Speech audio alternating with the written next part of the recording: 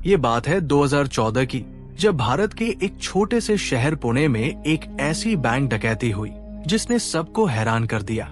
ये डकैती कोई बंदूक दिखाकर की गई फिल्मी चोरी नहीं थी, बल्कि ये दिमाग का एक ऐसा खेल था जिसे अंजाम देने वाले शख्स ने बड़े ही धैर्य और चालाकी से खेला था। इस कहानी का मुख्य किरदार था प्रकाश। प्रकाश कोई बड़ा अपराधी नहीं था, बल्कि वो एक साधारण सा आदमी था जो कम समय में ढेर सारा पैसा कमाना चाहता था। उसके सपने बड़े थे, लेकिन उन्हें पूरा करने के लिए ईमानदारी का रास्ता उसे बहुत धीमा लग रहा था। प्रकाश ने बैंक डकैती के बारे में बहुत सोचा, लेकिन उसे कोई ऐसा तरीका नहीं मिल रहा था जिसमें खतरा कम हो और कामयाबी ज्यादा। उसने कई प्लान बनाए, लेकिन सब में कुछ न कुछ कमी रह जाती थी। आखिर में उसे एक अनोखा आइडिया आया।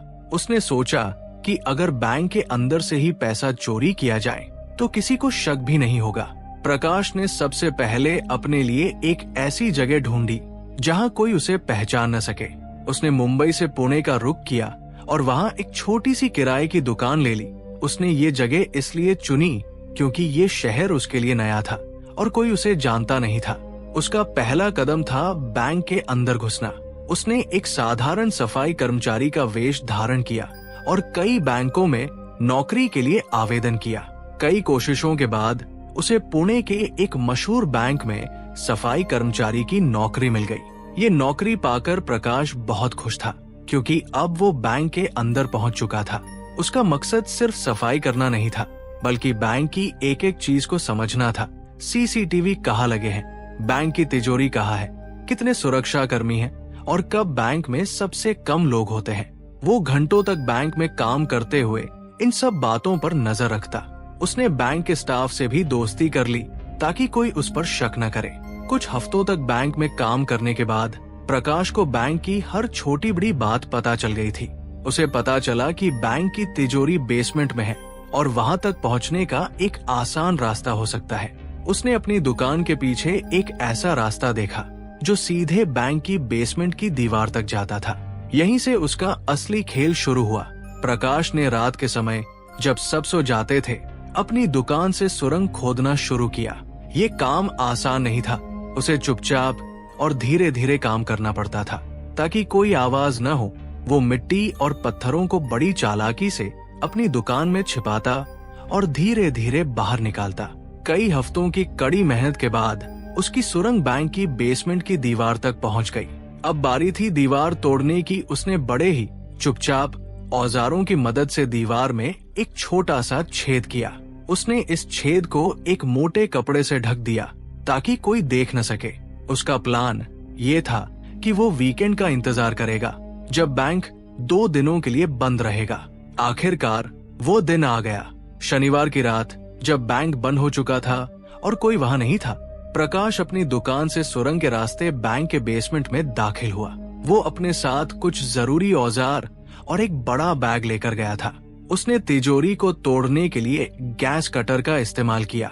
गैस कटर की आवाज न हो, इसके लिए उसने उसे बहुत ही धीमी गति पर चलाया और आसपास कपड़े लपेट दिए। घंटों की मेहनत के बाद उसने तिजोरी का ताला तोड़ दिया। तिजोरी के अंदर लगभग 5 करोड़ रुपए नकद और कुछ सोना रखा हुआ था।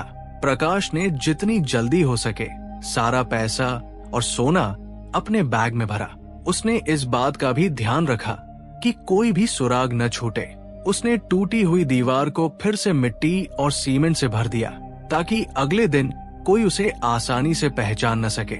सारा काम करने के बाद वो उसी सुरंग के रास्ते वापस अपनी दुकान में आया और वहां से गायब हो गया।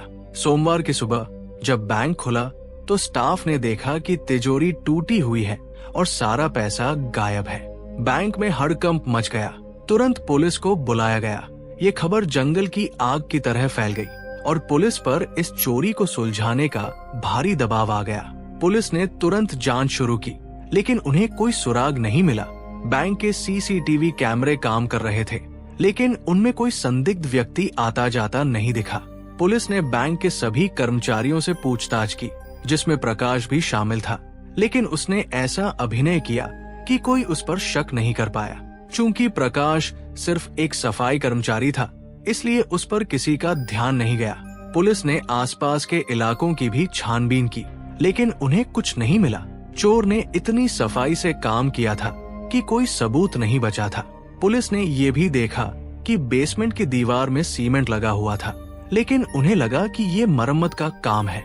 कई दिनों तक पुलिस को कोई सफलता नहीं मिली।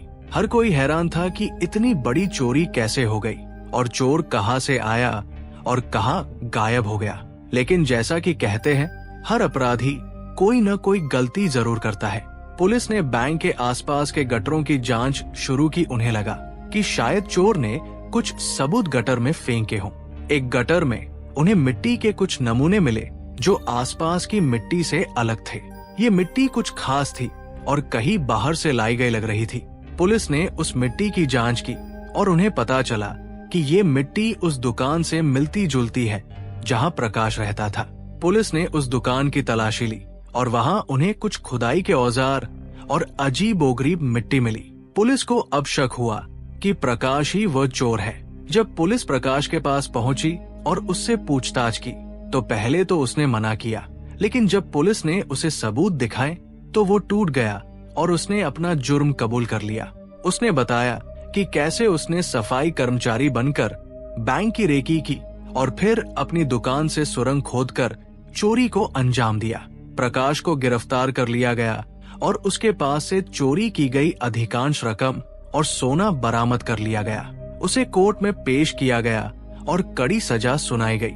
ये कहानी एक बार फिर साबित करती है कि अपराध चाहे कितना भी शातिर क्यों न हो, वो हमेशा कानून की पकड़ में आ ही जाता है। ये कहानी दिखाती है कि कैसे एक आम इंसान भी लालच में आकर इतना बड़ा कदम उठा सकता है और कैसे पुलिस की लगन और छोटी छोटी डिटेल्स पर ध्यान देने से बड़े केस भी सुलझ जाते हैं। आपको क्या लगता है, प्रकाश ने ऐसा क्यों किया? क्या उसे और कड़ी सजा मिलनी चाहिए थी? अपनी राय कमेंट्स में जरूर बताइएगा। मैं मिलता हूँ आपसे अगले वीडियो में एक और दिलचस्प कहानी के साथ। तब तक के लिए अलविदा।